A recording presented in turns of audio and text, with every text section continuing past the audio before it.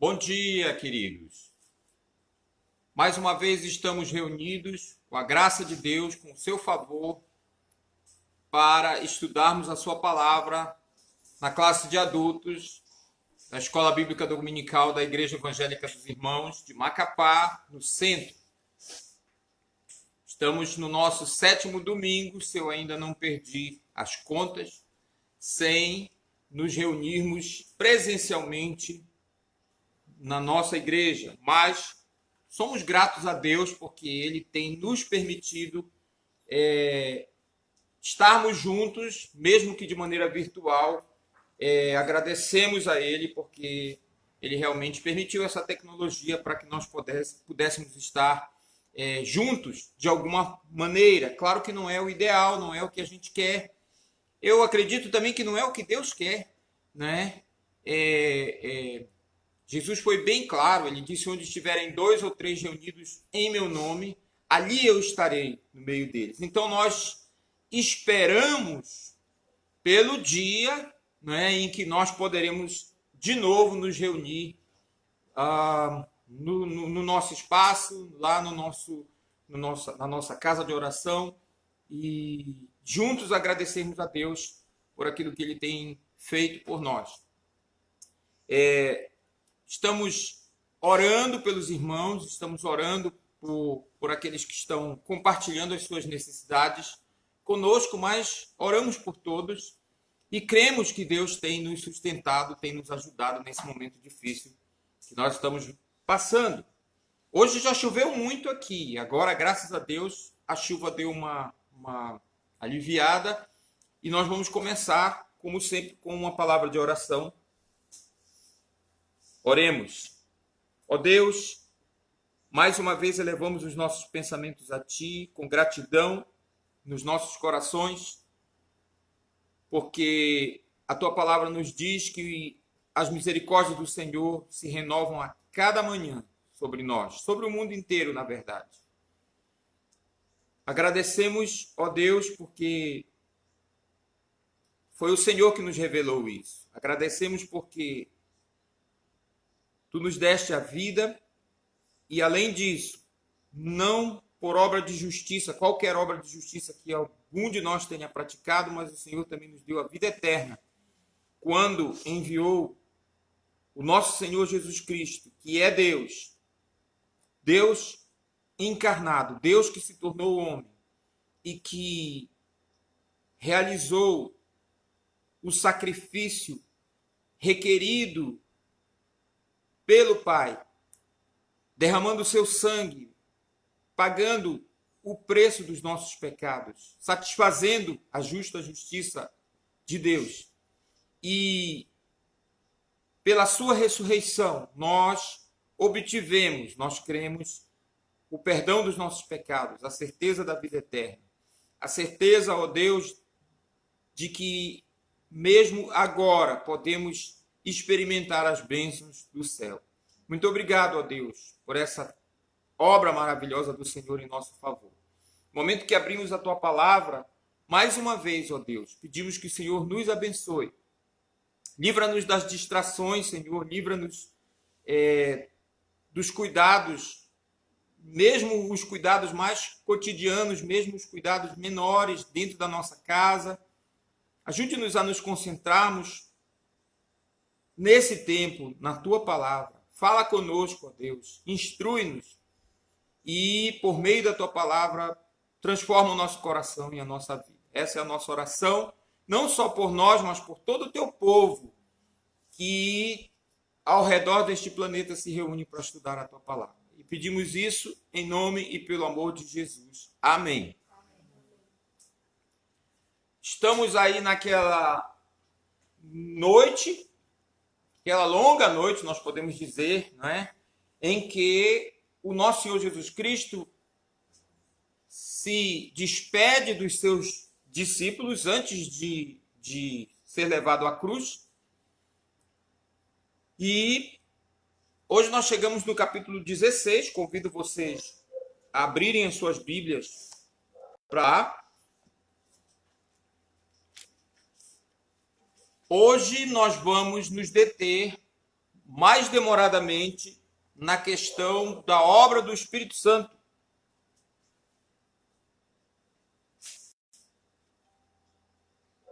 Em nosso favor. Nós vamos começar a leitura até o versículo 15. A palavra de Deus diz assim: palavras do Senhor Jesus Cristo, registradas pelo seu servo, o apóstolo João.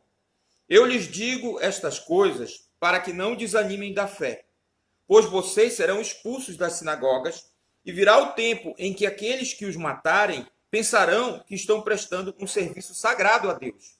Farão isso porque nunca conheceram nem o Pai, nem a mim. Sim, eu lhes digo estas coisas agora, para que, quando elas acontecerem, vocês se lembrem de que os avisei.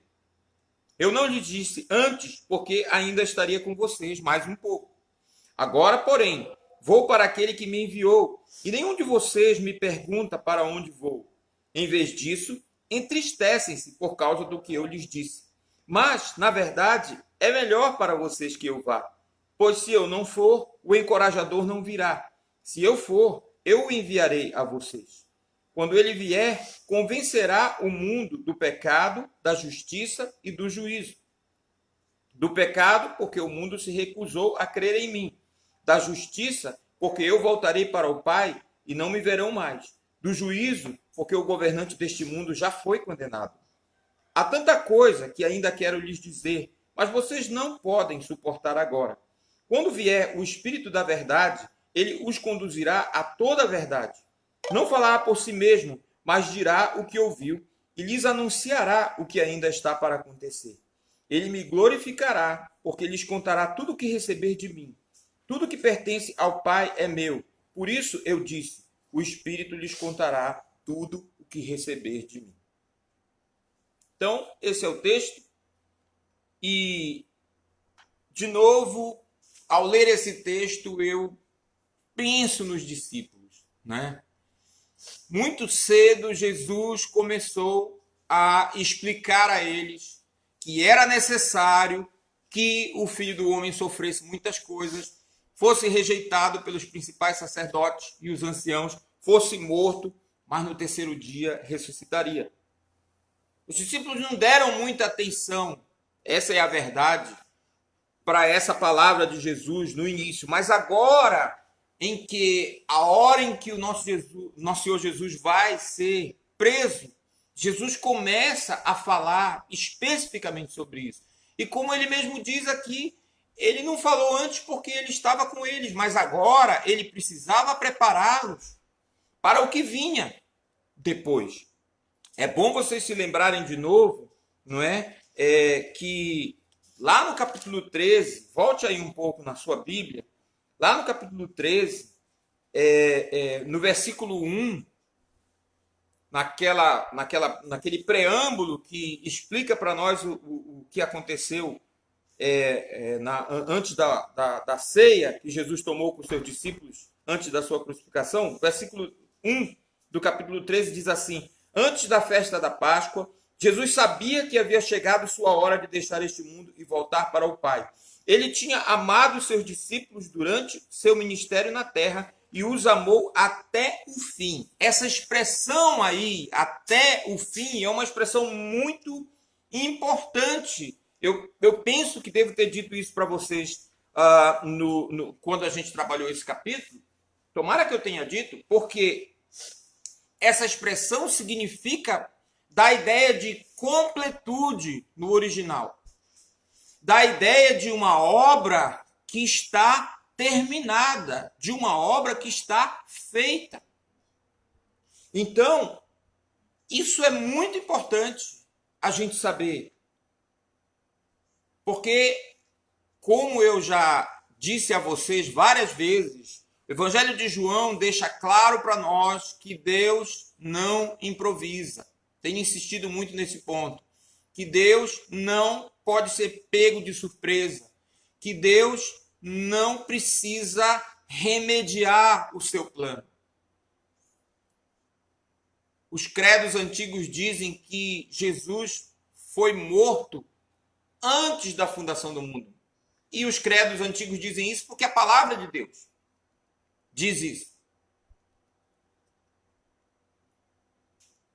No primeiro livro da Bíblia, logo após a narrativa da introdução do pecado no mundo, Gênesis capítulo 3, versículo 15, nós temos a primeira promessa feita por Deus da salvação que viria por meio de Jesus. A gente já trabalhou isso aqui. Deus falando à serpente, falando ao próprio Satanás, ele disse: porém inimizade entre ti e a mulher, entre a tua descendência e o seu descendente. Assim, no singular, isto é, o descendente da mulher, te ferirá a cabeça e tu lhe ferirás o calcanhar. Nunca é demais a gente repetir esta palavra. Porque Deus não precisou improvisar. Ele sabia exatamente o que fazia. E agora Jesus começa a falar com seus discípulos mais especificamente do que ia acontecer. E eu fico pensando nos discípulos porque, vejam, antes Jesus estava falando dele, do que iria acontecer com ele. Agora ele começa a falar do que iria acontecer com os discípulos. Vocês já imaginaram os discípulos ouvindo o que está escrito aqui no versículo 2? Pois vocês serão expulsos das sinagogas, e virá o tempo em que todos aqueles que os matarem pensarão que estão prestando um serviço sagrado a Deus. Tente imaginar os discípulos ouvindo isso. Como é que é isso aí? O que foi que ele falou? Pedro, ouviu direito? Ele falou que vão matar a gente. Você já imaginou uma coisa dessa? Eu ouvi direito? Ele falou que vão matar a gente. Se você não sabe, deveria saber, não é? É muito importante a gente saber disso. Todos os discípulos, todos os apóstolos de Jesus tiveram morte violenta. Vou falar mais sobre isso quando a gente falar sobre a ressurreição de Jesus, lá no capítulo 21. Mas eu já vou adiantando logo para você. Você pode fazer sua pesquisazinha aí, se você quiser. Todos os apóstolos do Senhor Jesus, todos eles, o núcleo de apóstolos, tiveram morte violenta. Aí você vai dizer, João morreu velhinho lá na ilha de Patmos, lá no Apocalipse. Pesquise.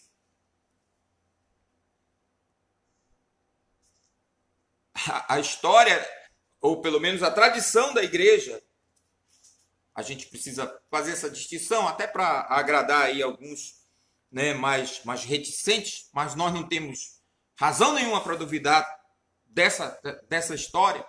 A história diz claramente que o imperador romano desistiu de matar João.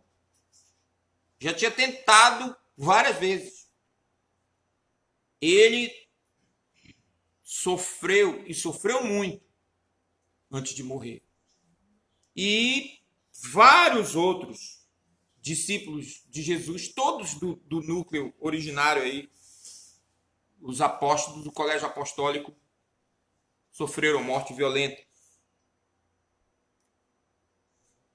E agora Jesus começa a falar especificamente sobre isso. Dá para imaginar a apreensão desses homens.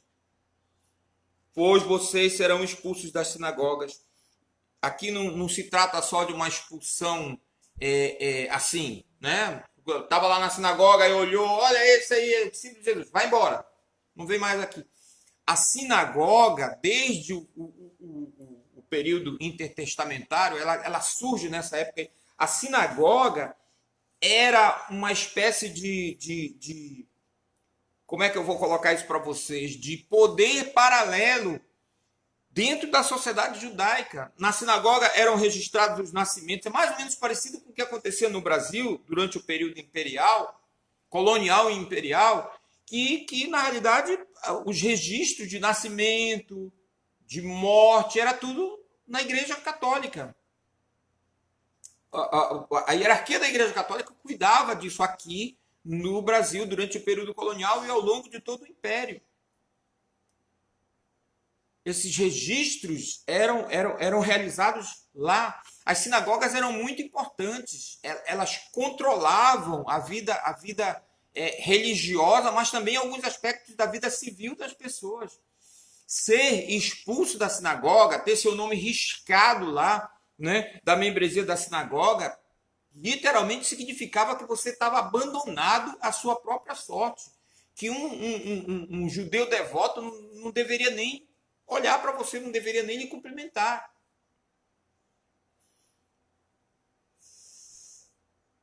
A pessoa caía num ostracismo. Então era uma coisa muito séria. O ostracismo significa justamente expulsão da comunidade. Podia continuar por lá, podia continuar andando e vivendo, sobrevivendo, mas estava fora. Vocês devem se lembrar que João mesmo nos diz que muitos creram em Jesus, mas não declararam, não confessaram a Jesus publicamente para não serem expulsos da sinagoga. Então Jesus avisa aqui aos seus apóstolos o que iria acontecer. E ele diz, olha, farão isso porque nunca conheceram nem o Pai, nem a mim. Queridos, isso é muito importante da gente compreender. Estamos todos assim, apreensivos, sem como é que eu posso dizer, sem desesperar, mas nós estamos acompanhando aí o que está acontecendo no mundo por conta dessa pandemia, e nós já temos relatos de poderes, de autoridades que têm se aproveitado do problema da pandemia para perseguir igrejas.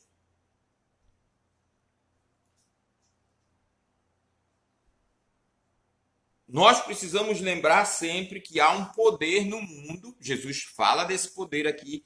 Ele já falou antes, lá ainda quando eles estavam lá onde eles tomaram a ceia, não é? Ele disse isso para eles, olha, vamos embora, vem aí o príncipe do mundo e ele não tem nenhum poder sobre mim. Mas vejam, Jesus os chamou de o príncipe do mundo. Todos nós sabemos quem é Satanás, nós vamos falar mais sobre ele daqui a pouco.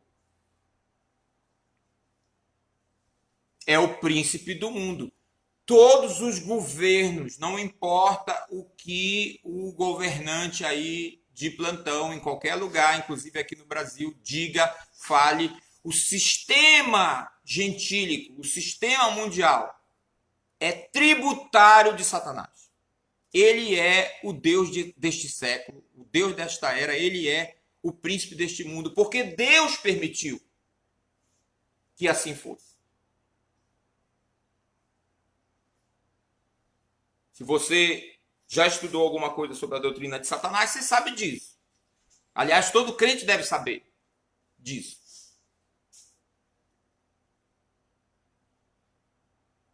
O sistema gentílico, os governos do mundo, eles são influenciados por Satanás. Então nós estamos aí acompanhando. E mais, nós estamos também fornecendo informações. Eu já comentei isso aqui muito brevemente, hoje eu vou falar mais especificamente nos meios digitais mesmo, através das reuniões que nós estamos fazendo, através dos estudos. Se não fosse essa pandemia, eu estaria dando essa aula lá no prédio da igreja.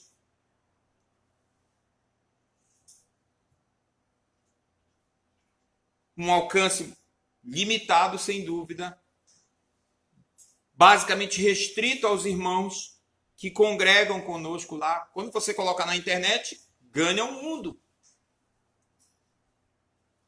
A gente sabe disso. A gente sabe disso e a gente, enfim, como eu disse, não se desespera, mas a gente não é inocente ao ponto de achar que isso não tem consequências. Sem dúvida nenhuma tem consequências.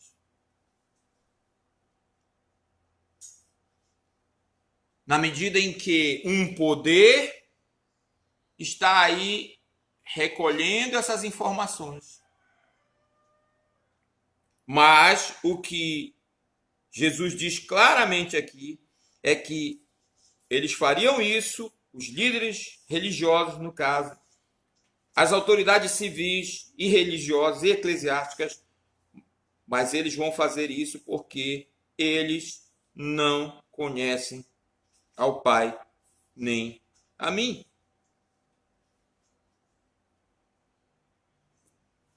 Grande exemplo para a gente ilustrar isso aqui é o próprio apóstolo Paulo, que antes se chamava Saulo.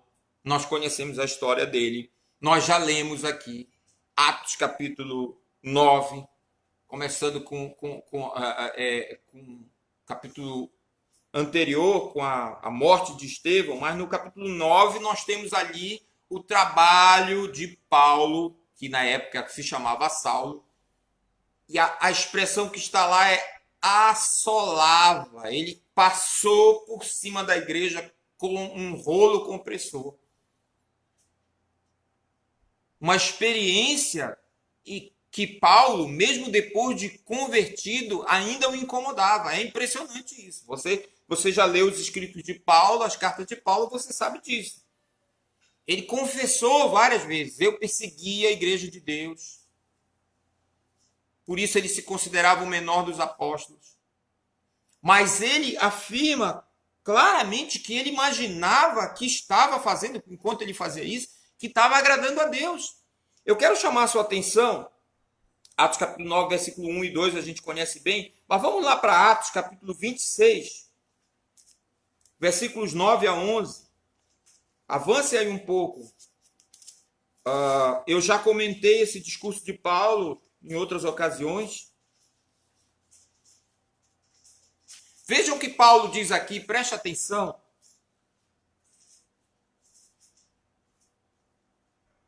Atos, capítulo 26, versos 9 a 11.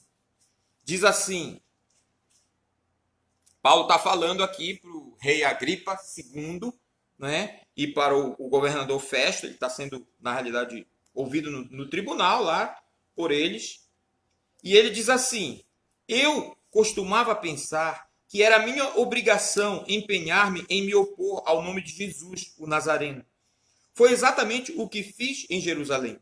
Com a autorização dos principais sacerdotes, fui responsável pela prisão de muitos dentre o povo santo. E eu votava contra eles quando eram condenados à morte. Muitas vezes providenciei que fossem castigados nas sinagogas a fim de obrigá-los a blasfemar. Eu me opunha a eles com tanta violência que os perseguia até em cidades estrangeiras. Então nós temos aqui um testemunho terrível, né? Uma confissão, na realidade, do apóstolo Paulo.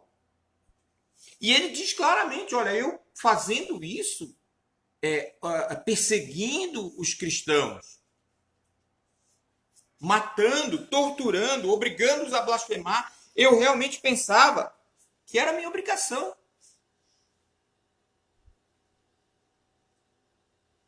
Mas por quê? Porque realmente ele não conhecia a Deus.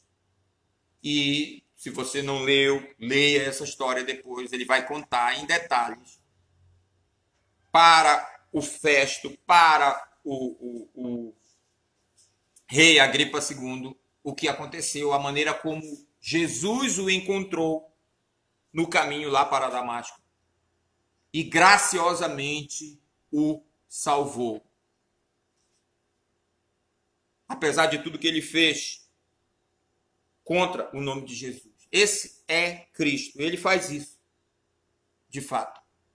Por isso, Paulo vai dizer mais tarde: Deus prova o seu próprio amor para conosco, pelo fato de ter Cristo morrido por nós, enquanto nós somos, sim, pecadores.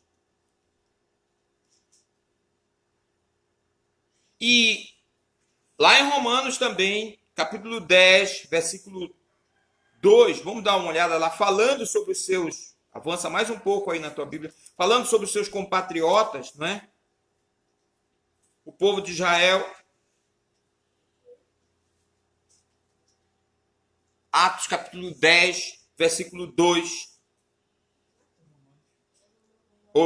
Romanos, obrigado. Capítulo 10, versículo 2. Eu vou ler o 1 para a gente entender bem o contexto. Agora, Paulo, não é mais Saulo, é Paulo, depois ele resolveu adotar o nome grego.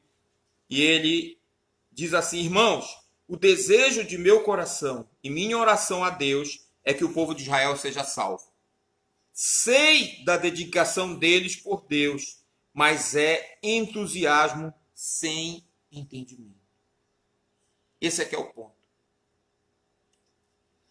Aquele zelo, aquela dedicação, aquele entusiasmo carece de revelação, carece de entendimento. Jesus já tinha dito isso para as multidões que o ouviam. Infelizmente, agora toda vez que a gente citar esse versículo, a gente vai ter que gastar um tempo. Infelizmente, eu tenho que dizer isso. Mas ele disse lá no capítulo 8, se vocês permanecerem na minha palavra, falando lá para as multidões, lá para o povo de Israel, se vocês permanecerem na minha palavra, vocês são verdadeiramente meus discípulos. Vou dizer de novo, é assim que a gente tem que citar esse verso, sobretudo agora. Jesus disse, se vocês permanecerem na minha palavra, são verdadeiramente meus discípulos. E conhecereis a verdade, e a verdade vos libertará. A verdade é uma só, e a verdade é uma pessoa, é Cristo. Queridos, não existe a verdade do Eliezer, a verdade do Tiago, a verdade do Whindersson, a verdade da Fátima. Existe a verdade de Cristo, e essa verdade é o próprio Cristo. Os judeus ficaram horrorizados com o que Jesus falou, né? Nós somos filhos de Abraão. Nós jamais fomos escravos de ninguém. Eu vou voltar para esse texto sempre. Jesus disse para eles, olha, eu digo com toda a sinceridade para vocês, todo aquele que comete pecado é escravo do pecado. Ninguém, absolutamente ninguém, que pretexte, que alegue ser liberto pela verdade, pode viver escravizado.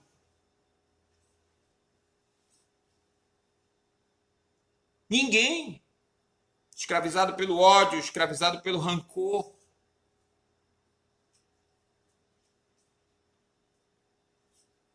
Escravizado pela obsessão. Isso tem que ser dito. Isso tem que ser proclamado, queridos. E eu estou muito preocupado com isso, muito embora não desesperado, porque as consequências para o povo evangélico, para o verdadeiro evangelho, as consequências danosas, estão aí para todo mundo ver.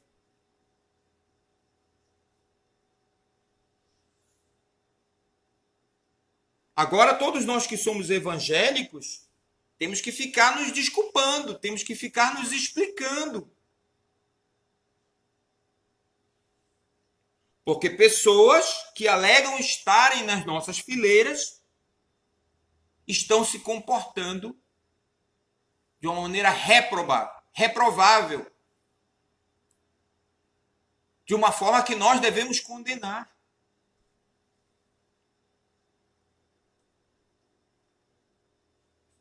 Porque não basta ter zelo, preste atenção para isso, não basta se dedicar, não basta dar a vida, dar o sangue. Se você está militando numa causa errada, é tudo inútil, é tudo em vão. Isso que Paulo está dizendo aqui, eles realmente têm entusiasmo por Deus, mas eles não conhecem a Deus. E Paulo, ao dizer isso aqui em Romanos, ele está reverberando, ele está repetindo o que Jesus disse aqui no capítulo 16. Eles vão expulsar vocês das sinagogas, eles vão matar vocês, mas eles vão fazer isso porque eles não conhecem a Deus e não conhecem a mim. Então, zelo, dedicação, não basta. Não basta. É preciso que nós adoremos a Deus como Ele requer ser adorado. Jesus disse isso para a mulher samaritana, lá nós vimos aqui também no capítulo 4 desse livro de João.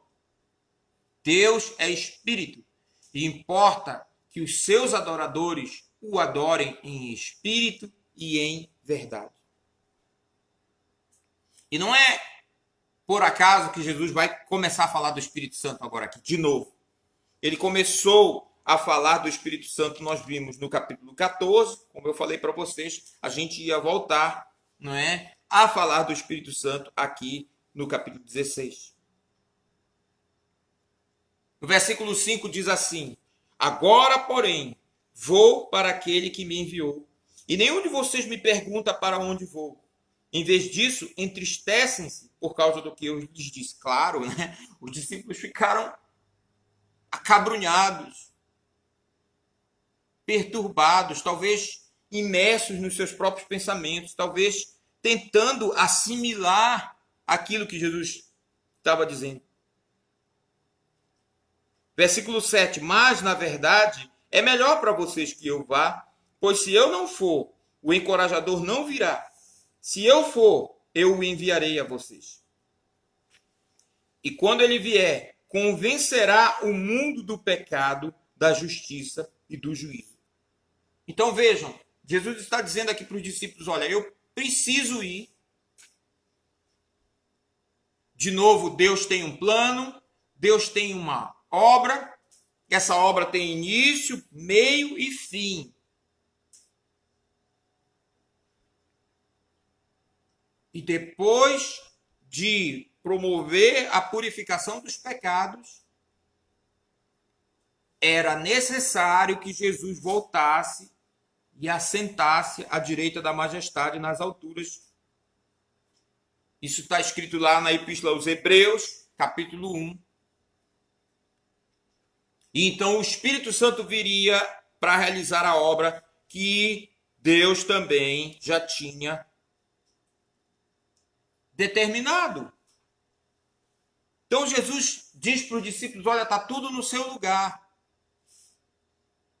Vocês podem se alegrar. Ele já tinha dito antes, eu não vou deixar vocês órfãos, eu vou voltar para vocês. Ele já tinha dito que ele rogaria ao Pai e o Pai enviaria o Espírito Santo. E agora ele diz, eu vou enviar o Espírito Santo. Vejam, mais uma vez, Jesus é Deus.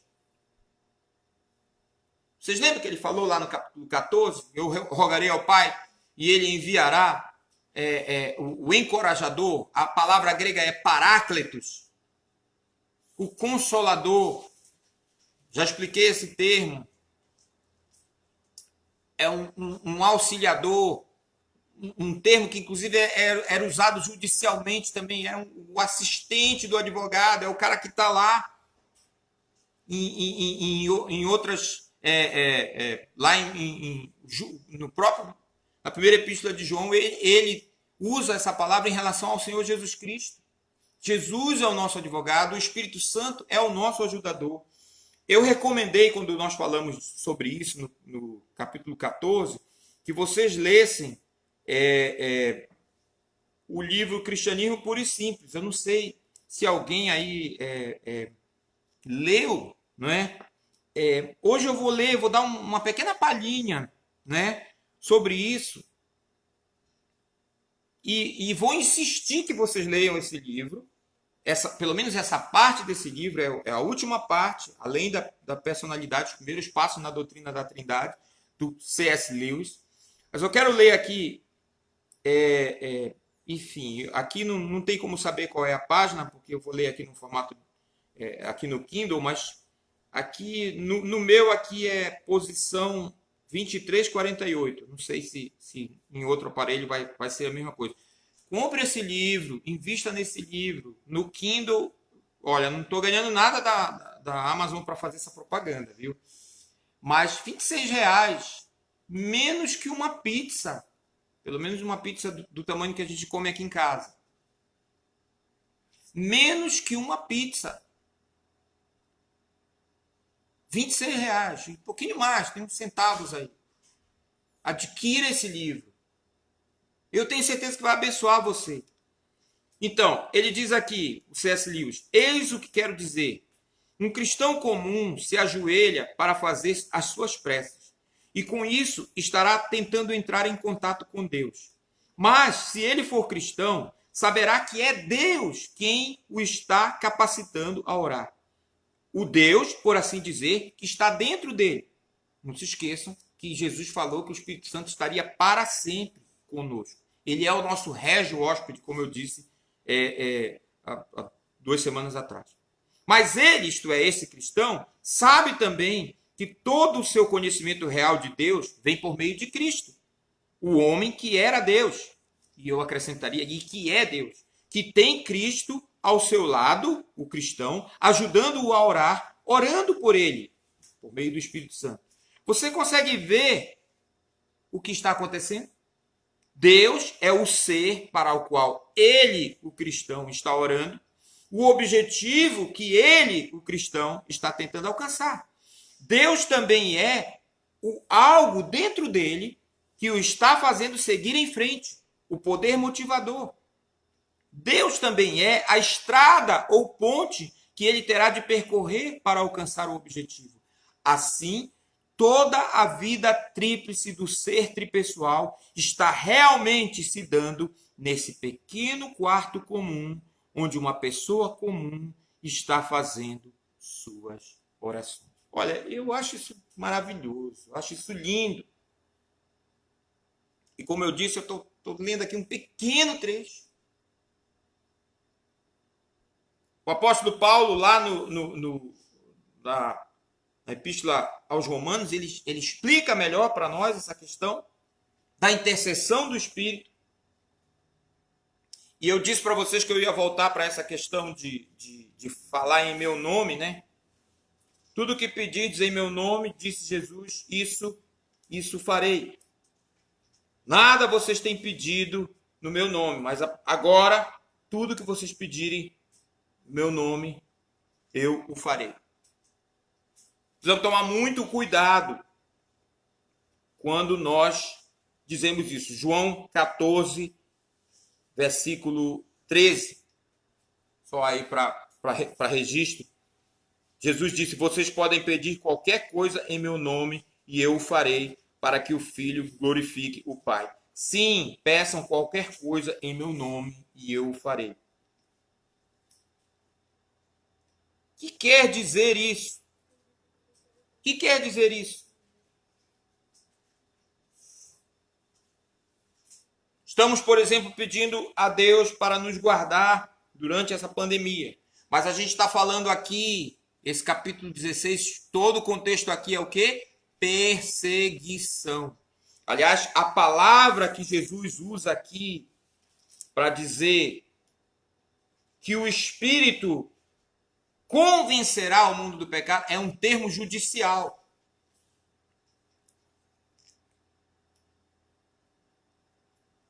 Olha, eu vou dizer isso com muito cuidado e eu quero que você preste bastante atenção. As pessoas têm perguntado, essa pandemia é um julgamento de Deus? Sim e não. Eu vou começar com um não. Não é um julgamento no sentido de que nenhum de nós tem procuração de Deus para dizer especificamente, fulano adoeceu, é Deus que está castigando. Cuidado, isso vale para qualquer doença. Se eu sair aqui de casa agora e der uma topada no pé e voltar sem unha para cá para dentro, enfim, procurando remédio e tal, tomara que ninguém aqui diga, papai hoje, Deus deve estar com raiva dele, porque fez ele bater o pé. Cuidado. Cuidado.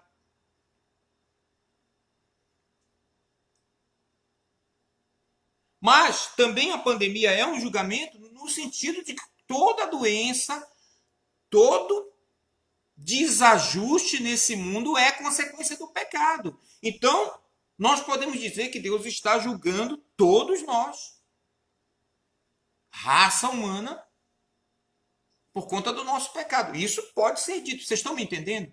Claro, a gente ora, a gente pede o livramento de Deus. Preste atenção para isso. Mas nós não podemos nos esquecer. Enquanto nós estivermos nesse mundo, enquanto nós estivermos nesse corpo, nós estamos sim sujeitos ao julgamento que é geral para todos, para toda a raça humana que tem que enfrentar esses problemas. Espero que vocês estejam me entendendo, porque isso é importante, queridos, porque mesmo o julgamento, mesmo o castigo, está debaixo da provisão de Deus. Vocês estão me entendendo? Nenhum discípulo foi perseguido, nenhum discípulo foi morto, começando com Estevão, que Paulo ajudou a matar, passando por Tiago, estava falando de pedir meu nome, né? Vou voltar para isso. Passando por Tiago, o filho de Zebedeu, o irmão de João, que Herodes mandou decapitar. Nenhuma perseguição, passando pelos cristãos que o Império Romano, que os imperadores romanos, nos primeiros séculos do cristianismo, perseguiram, passando pelos cristãos lá no Japão. Recomendei aqui para vocês o filme Silêncio. Só a irmã Márcia me deu o retorno de que viu o filme, e o Ney. Não sei se mais alguém viu. Eu queria que vocês dessem esse retorno para mim. Assista esse filme, Silêncio, do Martin Scorsese. Não estou dizendo que tudo que acontece lá no filme é verdade, mas tem um documentário que você pode olhar. Ele explica, o diretor, como foi a pesquisa para fazer o filme. Mas aceitando em termos gerais o que é relatado ali, isso é o que acontece quando o cristianismo é perseguido. E há muitas pessoas sendo perseguidas, milhões de cristãos sendo perseguidos no mundo hoje. Muito antes da pandemia isso já acontecia e agora provavelmente isso vai piorar. Nenhuma perseguição acontece fora do controle de Deus.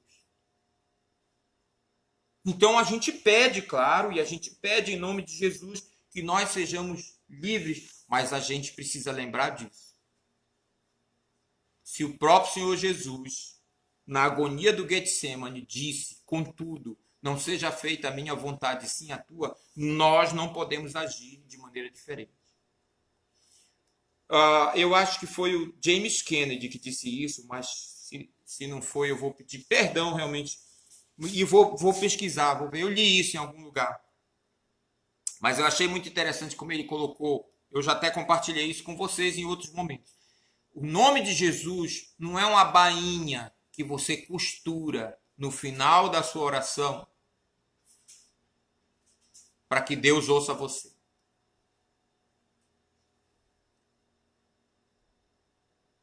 Então você pede as coisas mais absurdas e aí no final você diz em nome de Jesus, amém, pronto. Olha lá, hein, Deus. Olha lá, Jesus. Me falaste que é para eu pedir em nome de Jesus. Talvez por isso algumas pessoas já nem querem orar em nome de Jesus. Talvez preocupadas com essa mania, que realmente virou uma mania no nosso mundo. A coisa ficou de uma forma tão, sei lá, exacerbada. As pessoas estão pedindo coisas absurdas em nome de Jesus. E agora eu vou falar de Tiago. De novo. O filho de Zebedeu. Você se lembra daquele incidente? Você se lembra daquele episódio em que Tiago e João, através da mãe deles, pediram para Jesus. Vocês lembram? Jesus, nós temos uma coisa para te pedir. Foi a mãe deles que foi a porta-voz do pedido. Permite que na tua glória Tiago senta à tua direita, João senta à tua esquerda. pedidozinho básico, como eu gosto de dizer. Uma coisa simples. Se você pensar que o próprio Cristo está à destra de Deus Todo-Poderoso, um dos dois vai desbancar Deus.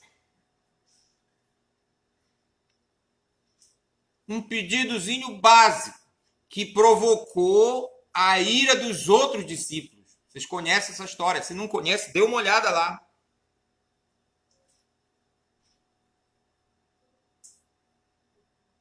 Porque Jesus respondeu o que para eles? Vocês se lembram? Vocês que conhecem o texto? Vocês não sabem o que vocês estão pedindo. Preste atenção para isso, querido. Vocês não sabem o que vocês estão pedindo. Jesus fez uma pergunta que deveria ter sido respondida com mais cautela, talvez. Mas tudo está na mão de Deus. É para nosso aprendizado, está registrado lá para o nosso aprendizado. O que foi que Jesus perguntou para eles? Por acaso vocês podem beber o cálice que foi misturado para mim? Você pode comer o pão que eu vou ter que comer? Em outras palavras, Jesus estava dizendo para eles, vocês podem passar pelo que eu vou passar? Mais tarde, Jesus vai orar lá na agonia do Getsêmani. Pai, se possível, passa de mim este cálice. E eles responderam o quê? Vocês se lembram? Eles responderam o quê? Sem pestanejar. Podemos. E aí Jesus deu uma resposta que tem que nos levar a refletir. Ok. Vocês vão comer o pão que eu vou comer. Vocês vão beber o cálice que eu vou beber. Agora, quanto a sentar à minha direita e à minha esquerda, isso é com o Pai. Não é comigo. Isso só cabe ao Pai decidir. Gente, eu às vezes quero ficar chateado com Jesus nessa história. Sabe que o pastor Guilherme Kerr Neto, ele fez uma cantata muito bela, belíssima na verdade, chamada Eram 12, refletindo poeticamente sobre a vida dos 12 apóstolos de Jesus. E na música de Tiago é muito interessante, eu não sei se eu vou, não quero cometer uma injustiça com o Guilherme Kerr, mas assim, lembrei agora de cabeça, não sei se eu vou acertar, né? Mas ele começa, né, dizendo, imaginando Tiago dizendo, olha, desde criança eu sempre quis o primeiro lugar, talvez eu peguei essa marca da minha mãe, né? E aí o coro diz, dá-me, Senhor, o privilégio de entrar para a história, assentando-me ao lado teu, à tua direita na glória.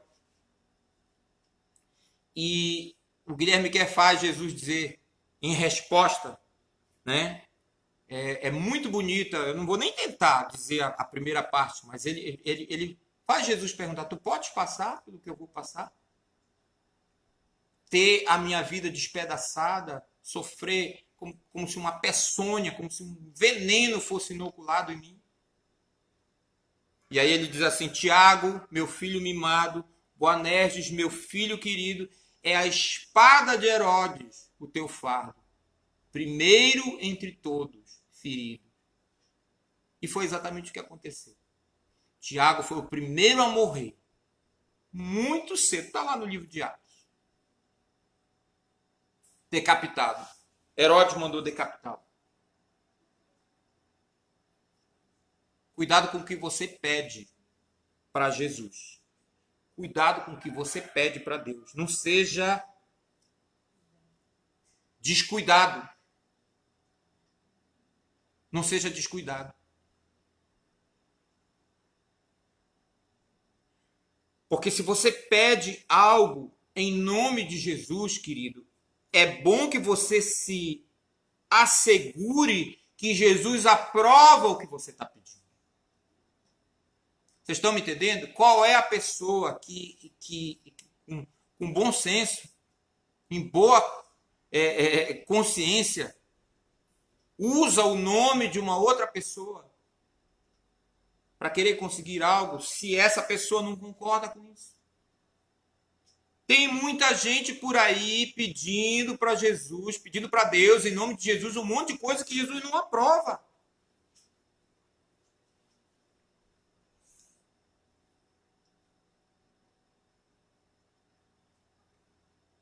Então, vale a pena a gente parar e pensar um pouco sobre isso. Eu citei Romanos 8, né, quando Paulo diz que o Espírito, semelhantemente, ele nos assiste na nossa fraqueza, e ele diz lá claramente, nós não sabemos orar como convém, mas é o Espírito que sonda o nosso coração e que conhece a Deus e que, segundo a vontade de Deus, intercede por nós com gemidos que não podem ser expressos em palavras. Tem muita gente que acha, eu até mesmo já me expressei dessa forma, mas hoje eu estou muito reticente, estudando, pensando sobre isso. Tem muita gente que acha que você pode orar de qualquer jeito para Deus e que Deus vai consertar a sua oração, que o Espírito Santo vai consertar. Então você pede e o Espírito Santo vai consertar a sua oração, vai fazer com que a sua oração chegue lá diante do Pai. Olha, sinceramente, eu creio que não é isso que Paulo está dizendo, não. Ou pelo menos Paulo não está passando aí esse cheque em branco. Paulo não está. Não é essa a intenção de Paulo, nem do Espírito Santo ao escrever isso para nós. Eu acredito que é mais um chamado para nós refletirmos. E se alguém vai me apertar, eu vou dizer com toda ousadia até, é bem provável que o Espírito Santo faz exatamente o contrário. Então a Heloísa está rindo aqui. Então você está lá pedindo uma coisa que Deus não concorda, que Jesus não concorda, e o Espírito está lá dizendo, Senhor, esquece isso. Tem misericórdia desse pecador, que tenha coragem de pedir isso para o Senhor.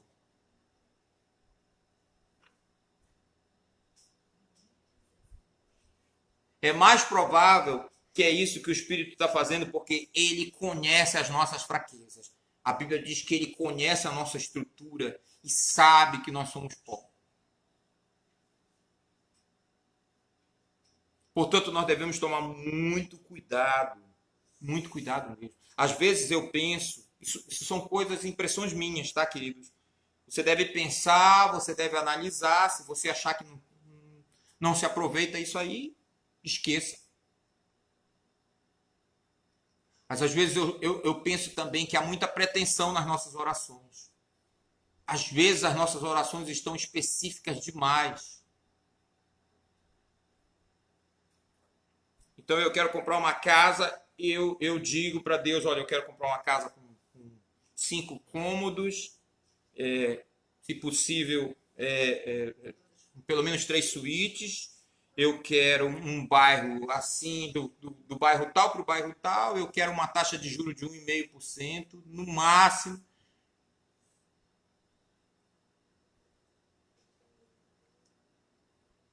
A gente está sendo tão específico, como se a gente não acreditasse que Deus sabe o que é o melhor para nós.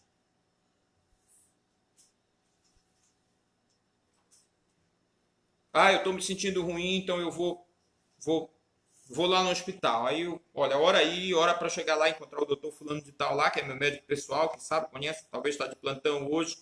Vou até ligar, vou até passar uma mensagem, vou ver se ele me recomenda para um outro médico. E aí a gente, ao mesmo tempo que está pedindo para Deus, a gente já está estabelecendo o cenário, já está dizendo como é que as coisas têm que acontecer. Não é à toa, queridos, que às vezes algumas pessoas se frustram tanto com Deus.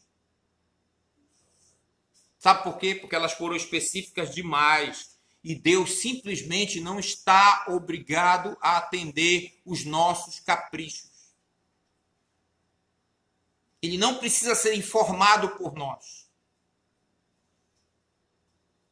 a respeito de nenhuma das nossas necessidades. Sim, nós temos orações específicas na Bíblia. Alguém vai dizer, mas Paulo, as orações de Paulo eram bem específicas. Ok, leia as orações de Paulo. Veja o que é que Paulo pede especificamente e aprenda. Porque aí você vai aprender quais são as reais necessidades que todo crente tem. E ore especificamente. Como Paulo orou. Como eu disse, essa é a impressão que eu tenho. Pense a respeito, reflita. Julgai todas as coisas, o próprio Paulo disse, retende o que é bom. Mas eu ando muito preocupado com isso, sobretudo nesses tempos agora. Vou dizer de novo, Deus pode nos livrar? Pode. Mas nós devemos dizer como Misael, Ananias e Azarias. Eu não gosto de usar os nomes babilônicos deles. Eu gosto de usar os nomes hebraicos deles. Os nomes babilônicos foram dados pelo rei de Babilônia como uma forma de usurpar Deus. Uma forma de afrontar Deus. Porque todos os nomes hebraicos faziam referência ao Deus verdadeiro. Mas como eles foram subjugados pelo rei de Babilônia, essa era uma das formas que eles tinham de dominar a pessoa tão completamente, pelo menos tentavam, que até o nome da pessoa eles trocavam. E os nomes babilônicos, todos eles honram deuses da Babilônia. Então eu não gosto de usar os nomes babilônicos deles. Eu uso os nomes hebraicos. Misael, Ananias e Azarias, os 3 companheiros de Daniel. Você se lembra dessa história? O Ney me mandou um vídeo muito interessante até de um homem simples, um homem comum. Trabalhador, falando aos seus colegas trabalhadores, não sei se vocês viram esse vídeo, de uma maneira muito simples também. E ele mencionou esse texto com muita propriedade.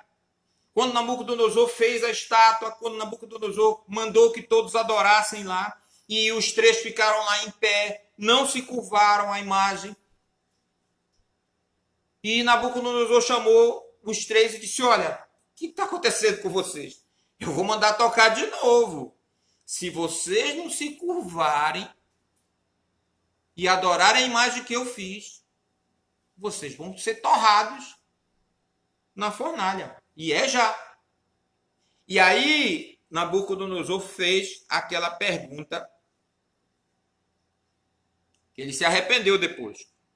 Eu acho. Qual é o Deus que vai livrar vocês da minha mão? Vocês lembram?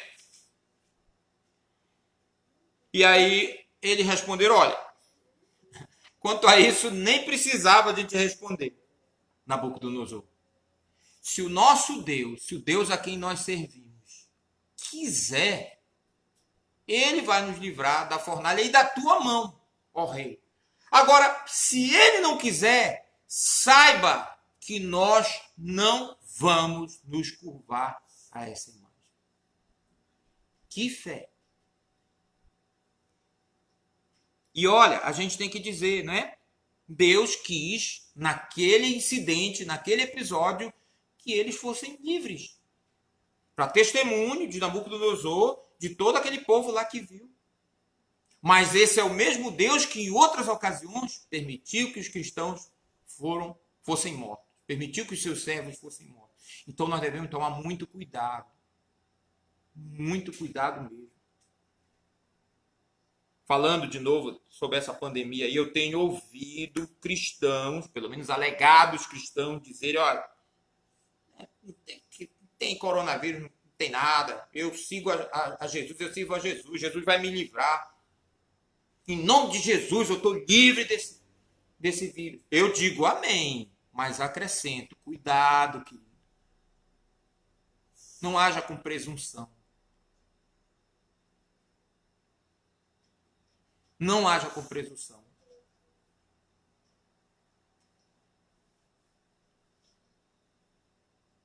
Senão, você pode inadvertidamente servir de motivo das pessoas falarem do Evangelho. Porque tem gente que já morreu por causa desse discurso. Vamos tomar cuidado. Não é falta de fé, é prudência. é prudência. Vamos atentar para isso e vamos sim pedir em nome de Jesus, mas lembrando sempre que Deus, o soberano, o absoluto Senhor do universo, vai fazer a sua vontade. Então não se esqueça disso, porque o Espírito Santo que está em você está dizendo isso para você. O Espírito Santo que escreveu a palavra de Deus está orientando você sobre como você deve viver nesse caso. Como eu disse, a palavra aqui, que foi traduzida por convencerá, no versículo 8, convencerá é um termo judicial, significa declarar em juízo. Há um sentido de julgamento aqui. Essa palavra, inclusive, ela vai ser usada por Jesus, lá em Apocalipse capítulo 3, 19, quando ele diz que ele repreende a quem ele ama, na mensagem lá à igreja de Laodiceia. Eu disciplino e repreendo a quem amo. Essa palavra que foi traduzida por repreender, aí é a mesma palavra, elenco, que foi usada aqui. Significa levar alguém a reconhecer que um determinado juízo, que uma determinada decisão é verdadeira, é correta. Jesus, certa vez, ele advertiu os fariseus: não julgueis pela aparência, e sim pelo reto juízo.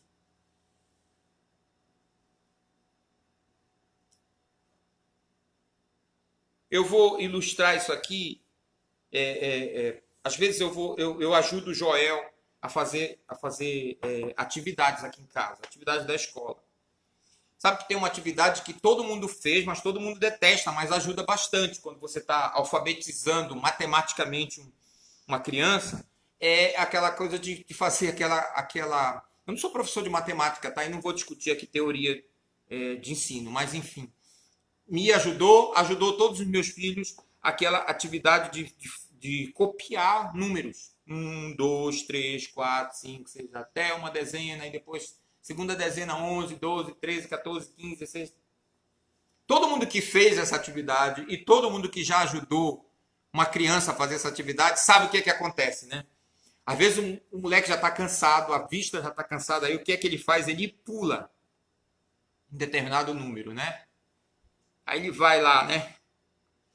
27, 37, pulou 10 logo, de cara. 38. Aí eu vou lá, olho e digo: ih, rapaz, o moleque pulou aí. Aí eu digo assim: Joel, dizia, né, que ele já passou dessa fase. Tem certeza que isso tá certo? Só olhando com cuidado: tá certo, tá certo. Nem olhava, tá certo, tá certo, tá certo. Olha e vai embora, vai embora. Passou uma linha, passou 2 linhas. Joel, tem certeza que isso tá certo? Tá certo, tá certo, tá certo. Vai embora, vai embora. Pega na mão dele, segura, para o lápis. Dá uma olhada nisso aí, Joel. Confere. Dá uma olhada rápida. Tá certo, tá certo. Continua. Bom, não sei você, mas eu sou o tipo de professor que eu deixo. Era até 50. Terminei. Tá pronta a atividade, papai. Ok, vamos olhar agora. Agora vamos conferir, eu e tu. Vamos conferir aqui nós dois. Lembra que eu te falei? Pra tu dar uma olhada várias vezes? Sim, sim. 1, 2, 3, 4, 5, 6, 7, 8, 9, 27. Depois do 27 vem o quê? 28. Olha aí o que tu escreveste. 37. Pulou 10. É mesmo. Ah, eu vou espremer aqui. Não. Negativo. Não vai espremer nada. Tu vai apagar daqui desse 27. Tu vai apagar tudinho até o 50 e vai escrever de novo. Essa é a hora, né? Que se fosse um meme,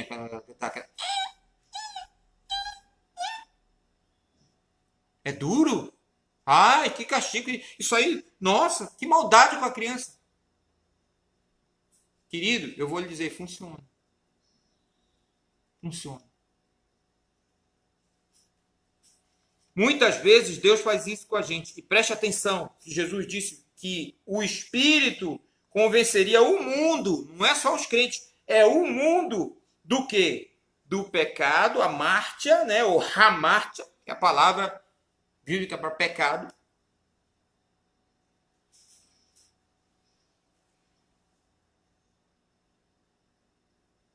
Jesus veio por causa do pecado.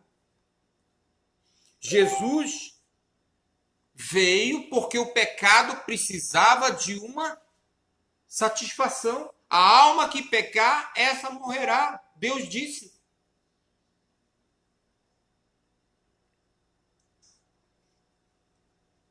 E o Espírito Santo convence o mundo do pecado. Mas não somente do pecado, da justiça. E também do juízo. E aí Jesus explica do pecado, porque o mundo se recusou a crer em mim.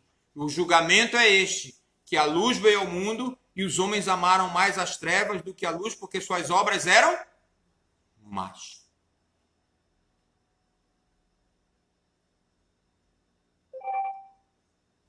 Da justiça, porque eu voltarei para o Pai e não me verão mais. Então vejam, Jesus disse claramente, eu vou voltar para o Pai, vocês não vão me ver mais. A hora, o trabalho que Jesus realizou foi completo.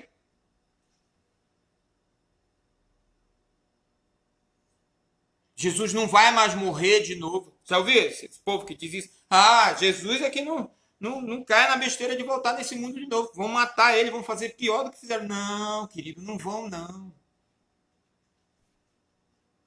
De novo, o autor de Hebreus diz claramente. Ele veio, realizou o sacrifício, satisfez a justiça de Deus e agora está sentado à direita da majestade e vai retornar em poder e glória. Não existe a menor possibilidade de Jesus passar pelo que ele passou antes. Que horas são, por favor? 10h38. Está no nosso horário. Estou terminando, tá, querido? Então, preste atenção para isso. Da justiça, Jesus já realizou a sua obra. A justiça de Deus já foi satisfeita. E só resta o juízo. O autor de Hebreus também diz isso. Aos homens está ordenado morrerem uma só vez. E depois disso vem o quê? Vem o juízo, vem o julgamento. E o juízo por quê? Porque o governante deste mundo já foi condenado. De novo, essa informação é muito importante. Mesmo a perseguição está debaixo do controle de Deus. Mesmo que nós soframos perseguição, o príncipe deste mundo, Satanás, já foi condenado. Ezequiel capítulo 28, vamos dar uma olhada lá rapidinho. Ezequiel, o livro de Ezequiel, capítulo 28.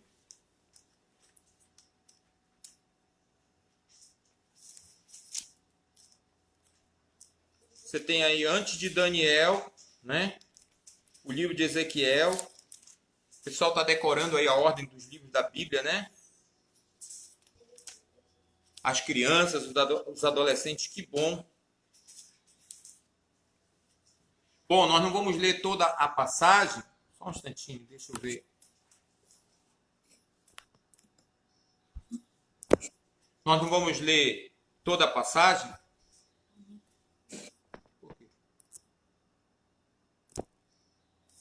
Luísa está resolvendo um probleminha aqui. Ah, obrigado, Luísa. Nós não vamos ler toda a passagem. Ezequiel capítulo 28. Mas tem aqui uma palavra profética que Deus proferiu contra o rei de Tiro.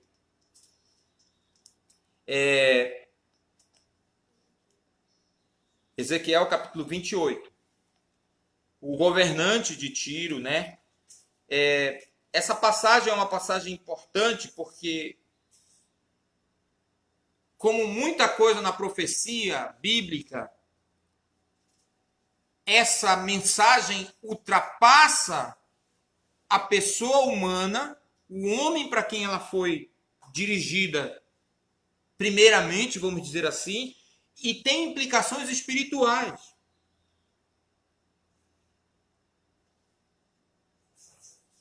Como é que nós sabemos disso?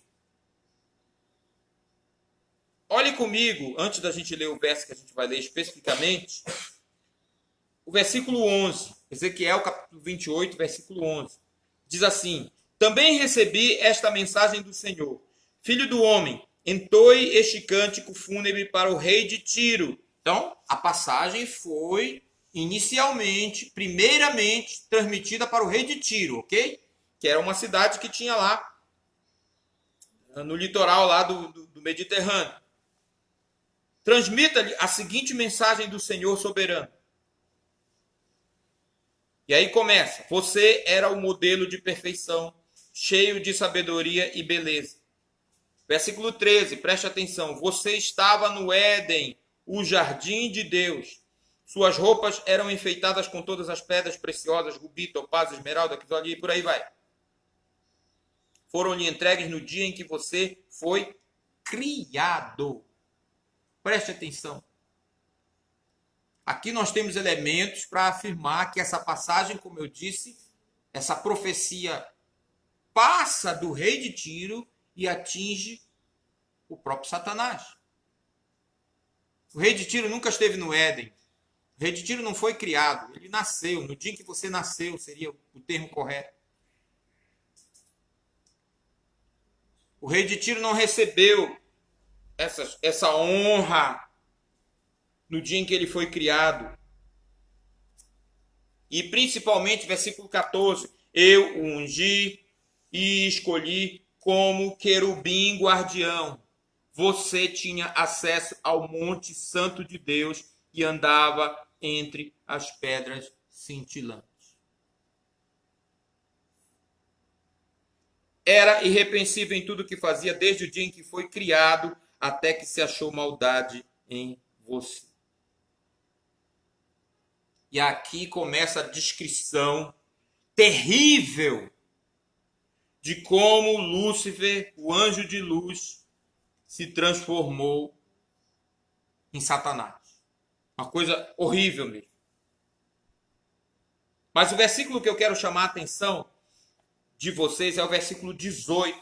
Preste atenção para esse verso. Diz assim: você profanou seus santuários com seus muitos pecados e seu comércio desonesto. Por isso, fiz sair de dentro de você um fogo que o consumiu. Reduziu a cinzas no chão à vista de todos que observavam. Eu não posso pensar palavras mais terríveis para serem ditas sobre uma pessoa. Deus diz que Satanás era perfeito até o dia em que a iniquidade achou lugar no coração dele e ele quis se exaltar, ele quis ser como Deus. C.S. Lewis chama o grande pecado. Ele tem um capítulo nesse livro Cristianismo Puro e Simples sobre esse pecado, o orgulho, a soberba.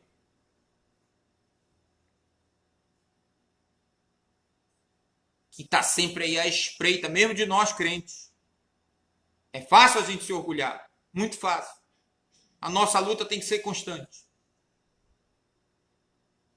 Não é à toa que Deus diz que habita com contrito e abatido de espírito, que treme da sua palavra. Devemos tomar muito cuidado. Sobretudo agora, nesses tempos de exposição, em alguns casos, superexposição até, mesmo dos crentes nas redes sociais.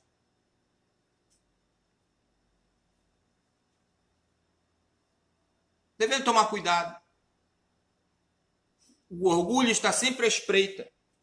E Satanás já foi condenado. Vejam, Deus diz assim: fiz sair de dentro de você um fogo que o consumiu. Satanás foi consumido pela sua própria soberba.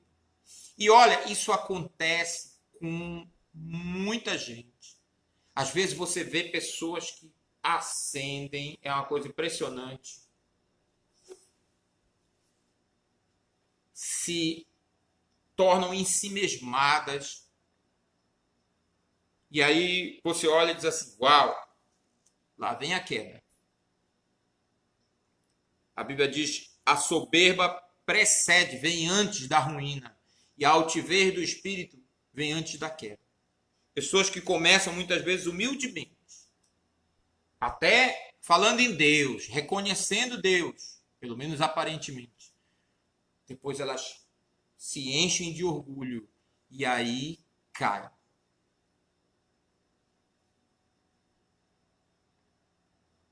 Às vezes de uma maneira que não tem mais retorno. Vejam, Jesus disse, ele, o encorajador, o Espírito Santo, convencerá o mundo do pecado, porque o mundo se recusou a crer em mim, da justiça, porque eu voltarei para o Pai e não me verão mais, do juízo, porque o governante desse mundo já foi condenado. Não importa o quanto esse sistema gentílico vai agonizar ainda. Tem coisas terríveis para acontecer no mundo. Você lê o livro de Apocalipse, você sabe. Coisas terríveis.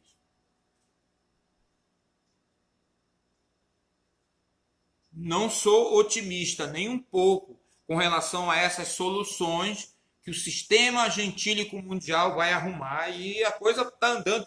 Essa semana a gente estava discutindo isso aqui em casa, a gente estava conversando. O grande elemento para ser equacionado aí é essa questão do dinheiro. Aliás, dinheiro contamina, né? Todo mundo agora só quer pagar com cartão, quem tem cartão.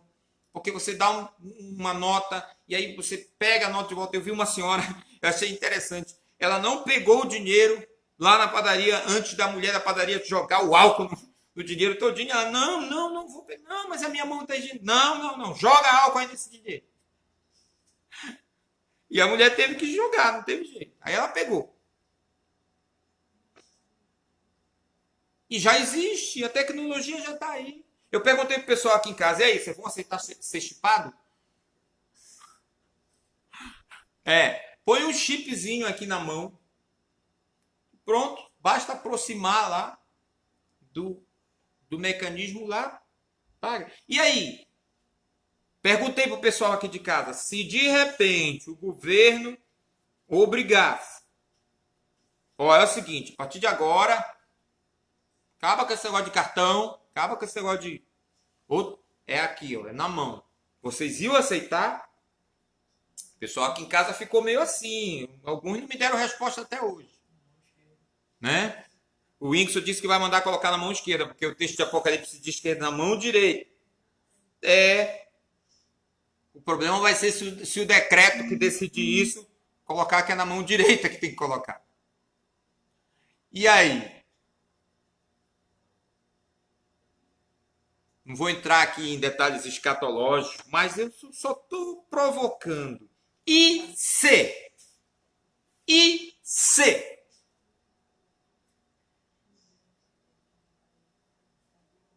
a gente fosse obrigado, saísse um decreto aí, como é que ficaria?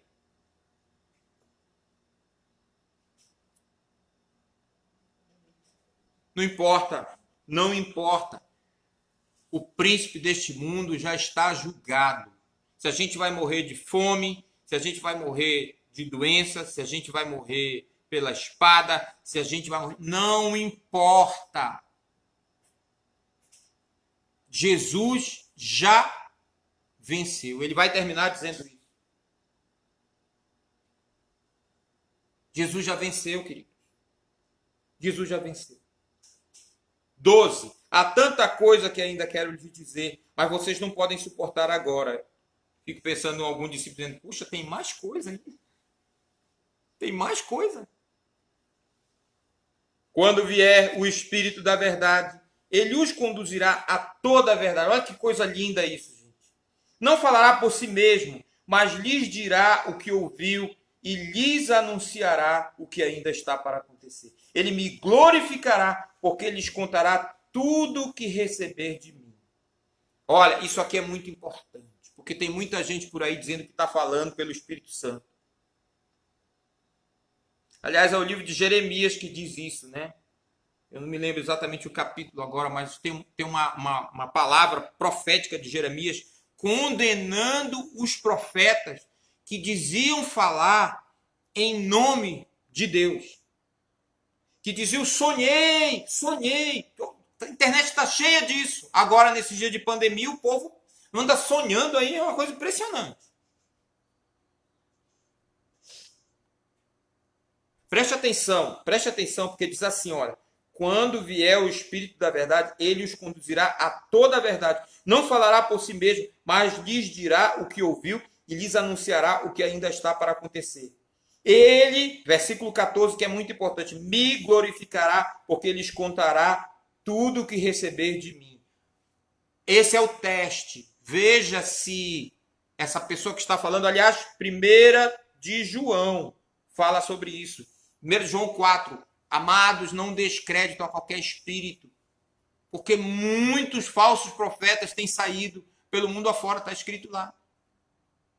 E ele diz claramente, é preciso que esse profeta, alegado profeta, aceite a encarnação de Jesus Cristo, aceite o que está escrito lá em Hebreus, que Deus falou muitas vezes, Hebreus capítulo 1, de muitas maneiras falou aos pais pelos profetas, mas nesses últimos dias nos tem falado pela revelação no seu Filho. É o Evangelho, a revelação final de Deus. Gálatas capítulo 1, já falei sobre isso também, o apóstolo Paulo diz claramente, ainda que nós, eu, Paulo, o pessoal da minha equipe missionária, ou mesmo um anjo vindo do céu, vos pregue, chegue aí, falando para vocês um evangelho que vá além do que vocês já receberam, amaldiçoem essa pessoa. Puxa, são palavras duríssimas, queridos, preste atenção. O Espírito guiaria a toda a verdade. Isso já aconteceu. Isso já aconteceu. Os primeiros crentes eram judeus. E eles passaram a chamar Jesus de Curios. Eu já expliquei essa palavra. Esse termo significa o senhor de escravos. O judeu era monoteísta. Os discípulos todos eram monoteístas. Eles não iam chamar Jesus de Deus, de senhor de escravos. O equivalente latino é dominus. Eles não chamariam Jesus de Senhor se eles não estivessem convencidos da divindade de Jesus. É importante a gente estabelecer isso. E o Espírito de fato falou, mas quando, isso é importante, quando João baixou a pena lá no livro de Apocalipse, a verdade de Deus revelada foi entregue. Então tome muito cuidado, porque tem gente pegando esse verso aqui dizendo, olha, o Espírito Santo me revelou, eu sonhei essa noite, assim assado. Jeremias vai dizer, esse profeta falou com presunção. O profeta que teve um sonho, conte como sonho. Conte como sonho. Porque a palavra que eles estão dizendo não está edificando o meu povo. Está escrito claramente lá. E lá, queridos, é um contexto de julgamento. Heloísa, me dá meu telefone aqui. Eu vou informar esse texto para vocês. Vocês podem procurar, por favor, ler esse texto. Agora não tem mais tempo, né? O nosso tempo já foi embora, mas eu vou deixar esse texto para vocês. Eu sei que a gente tem uma outra leitura hoje, mas eu vou deixar esse texto com vocês para vocês verificarem depois.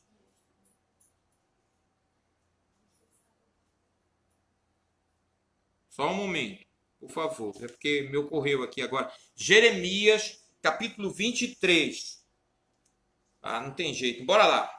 Bora lá. Desculpa aí, gente. Bora lá dar uma olhada, porque é muito importante, eu acho, esses dias que a gente está vivendo. O texto é um pouco longo. Não vou ler. Eu vou ler 25, tá? Acharam aí? Rapidamente. Vamos dar uma corrida aqui. Jeremias 23, 25. Diz assim, Deus falando, ouvi esses profetas dizerem, tive um sonho, e depois contarem mentiras em meu nome. Até quando isso continuará? Se são profetas do engano e inventam tudo o que dizem. Relatando esses sonhos falsos, procuram fazer meu povo se esquecer de mim, como seus antepassados se esqueceram de mim a adorar os ídolos de Baal. Queridos, hoje em dia, eu digo isso com muita tristeza no meu coração, tem gente fazendo isso, dizendo tive um sonho, e levando as pessoas com presunção a adorarem um ídolo, uma pessoa humana. E sabe quem é que está denunciando isso? Não são os crentes. Quem está denunciando isso são os descrentes. Eu vi um dia desse num site, uma colocação, começou a romaria, usando essa expressão. Mostraram a foto, uma foto realmente que me arrepiou. E um vídeo depois. Pessoas, de fato, numa romaria. Ajoelhadas numa calçada, enroladas na bandeira do Brasil, orando. E sabe o que foi que Jesus disse sobre oração, querido? Entra no teu quarto, fecha a porta, tranca a porta, ora em secreto. Eu já escrevi um texto algum tempo atrás no Facebook sobre essa história da oração como não sei se foi no Facebook, no WhatsApp, eu coloquei numa rede. A oração como manifestação política. Eu acho isso muito perigoso. Muito perigoso. A pessoa está aparentemente orando, está aparentemente falando com Deus, mas na realidade o que ela quer é endoutrinar pessoas. Isso é um perigo. Isso beira o fanatismo. E era exatamente isso que esses profetas estavam fazendo aqui. Versículo 28, que esses falsos profetas relatem seus sonhos, mas que meus verdadeiros mensageiros proclamem fielmente todas as minhas palavras. A diferença entre palha e trigo. Olha as palavras de Deus aqui, gente. A palha você queima, o trigo você recolhe no celeiro. João Batista falou sobre isso séculos depois. Então preste atenção. 29 aqui, Jeremias 23. Acaso minha palavra não arde como fogo? Diz o Senhor. Não é como um martelo que despedaça a rocha? Portanto, diz o Senhor, sou contra esses falsos profetas que roubam palavras uns dos outros e afirmam que as receberam de mim. Sou contra esses profetas cheios de lábia que dizem, essa profecia é do Senhor. Sou contra esses falsos profetas. Seus sonhos imaginários são mentiras descaradas que fazem meu povo pecar. Não os enviei, nem os nomeei, e eles não têm nada a dizer a esse povo. Eu, o Senhor, falei. Por isso, queridos, olha, a profecia está aqui, encerrada nas palavras desse livro. Tudo que nós precisamos está aqui. Vamos tomar cuidado.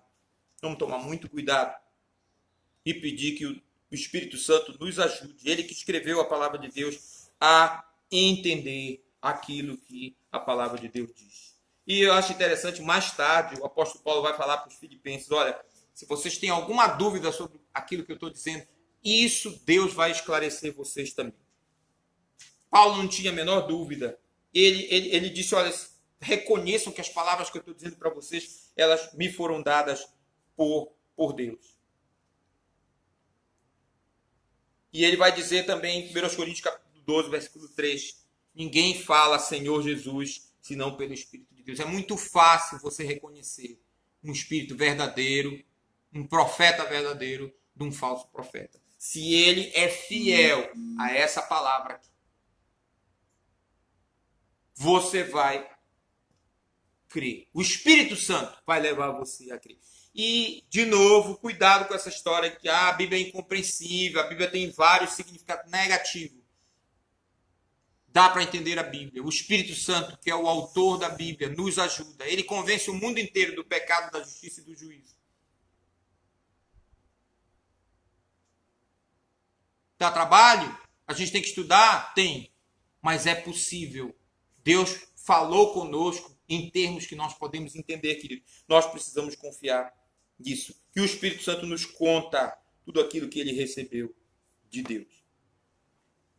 Eu vou pular para o versículo 20. Diz assim: eu lhes digo a verdade. Vocês chorarão. Voltei para João, tá? João 16, 20. Eu lhes digo a verdade. Vocês chorarão e se lamentarão pelo que acontecerá comigo, mas o mundo se alegrará. Ficarão tristes, mas sua alegria se transformará. Sua tristeza se transformará em alegria. Vou falar mais sobre isso no capítulo 21, tá? No trabalho de parto, a mulher sente dores, mas quando o bebê nasce, sua angústia dá lugar à alegria, pois ela trouxe ao mundo uma criança. Da mesma forma, agora vocês estão tristes, mas eu os verei novamente, e então se alegrarão, e ninguém lhes poderá tirar essa alegria. Naquele dia, não terão necessidade de me perguntar coisa alguma. Eu lhes digo a verdade. Vocês pedirão diretamente ao Pai, e Ele atenderá, porque pediram em meu nome. Já expliquei isso. Vocês nunca pediram desse modo. Peçam em meu nome e receberão, e terão alegria completa. Eu lhes falei destas coisas de maneira figurativa, mas em breve deixarei de usar esse tipo de linguagem e lhes falarei claramente a respeito do Pai. Então vocês pedirão em meu nome. Não digo que pedirei ao Pai em seu favor, pois o próprio Pai os ama, porque vocês me amam e creem que eu vim de Deus. Sim, eu vim do Pai e entrei no mundo, e agora deixo o mundo e volto para o Pai. Então os discípulos disseram: enfim, o Senhor fala claramente, não de maneira figurativa. Agora entendemos que o Senhor sabe todas as coisas e não há necessidade de lhe fazer perguntas. Por isso cremos que o Senhor veio de Deus. Jesus disse: enfim, vocês creem? Mas se aproxima o tempo, e de fato já chegou, em que vocês serão espalhados. Cada um seguirá seu caminho e me deixará sozinho. Mas não ficarei sozinho, porque o Pai está comigo. Eu lhes falei tudo isso para que tenham paz em mim. Aqui no mundo vocês terão aflições. Mas animem-se, pois eu venci o mundo. Amém. Que essas palavras consolem o nosso coração. Vamos voltar a elas no tempo oportuno, quando nós falarmos da ressurreição de Jesus. E que, de fato, nós possamos lembrar, pela palavra de Deus, que nos assegura que a obra de Jesus foi perfeita e agradou ao Pai.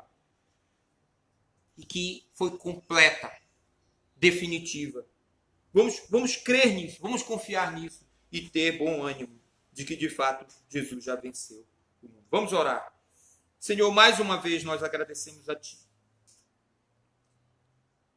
porque temos esse livro maravilhoso, o Evangelho de João. Não temos palavras, Senhor, para Te agradecer por este livro, que traz tanta esperança, Senhor, ao nosso coração. E é disso que nós estamos precisando, ó Deus, de esperança. E o Senhor nos tem suprido de uma maneira miraculosa por meio da Tua palavra. Muito obrigado. Eu oro para que o Teu povo possa entender a Tua palavra. Eu oro para que outras pessoas que talvez estão a se perguntar: será possível que Jesus me ame tanto assim? Será possível que eu também tenha essa oportunidade? Ó Deus, fala ao seu coração. E conforme o Teu plano perfeito, desde antes da fundação do mundo, que o Teu Santo Espírito as convença da necessidade que tem de crer em Jesus e entregar-se de coração, de alma, de mente, de vontade a Ele. Essa é a nossa oração, isso é o que nós pedimos. E pedimos em nome de Jesus. Amém. Quero convidar vocês a cantarem conosco Cristo é Real. O Joel vem pedindo para a gente cantar essa música. E aí eu falei para ele: Joel, tem que ter acompanhamento. E eu quero agradecer ao Vitor, que o Vitor mandou o acompanhamento, não é, da música. E nós vamos cantar. Quero convidar vocês a cantarem, a gravarem, compartilharem aí na sua linha do tempo. E vamos louvar ao Senhor. Essa música é muito bela, do Vencedores por Cristo. E ela diz: a vida que em Cristo achei parece um sonho ser. Parece um sonho, mas é real. Não há lugar em que o amor possa sobreviver, eu diria, fora de Cristo. Eu dei a vida a Cristo, ganhei o seu perdão, então eu vi surgir a nova paz no coração. Pois Cristo é real. Cristo é real. Pode um sonho parecer, mas Cristo é real. A última estrofe diz: o amor maior, meu Deus, provou ao pobre pecador. Seu filho ao mundo ele mandou para ser o Salvador. Amigo, Deus te ama, quer dar-te a salvação. Entrega hoje ao meu Senhor todo o teu coração. Vamos cantar essa canção, Cristo é real, em louvor e honra ao nosso Deus e ao Senhor Jesus Cristo.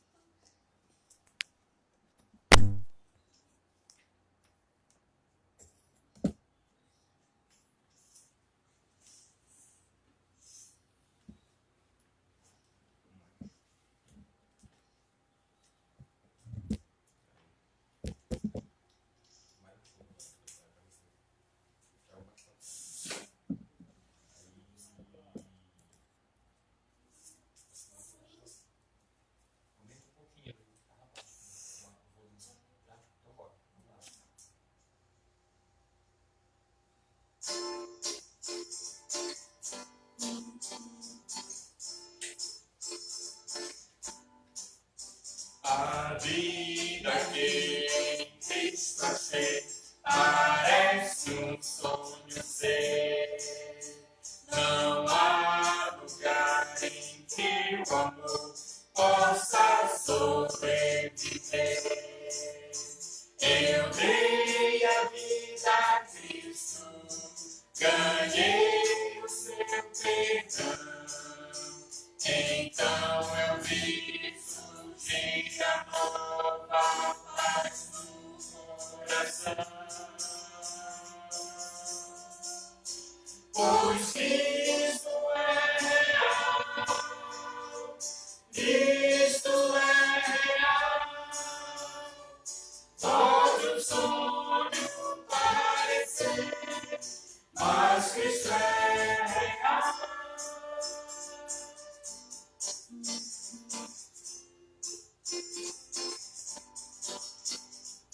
Dá de graça o que ganhei, Jesus me disse assim, pois muito além do que eu der, meu Deus dará pra mim. Eu olho então as flores criadas por meu Deus, pra mostrar ao mundo grande amor aos que são seus. Pois Cristo é real, Cristo é real. Pode o sonho parecer, mas Cristo é real.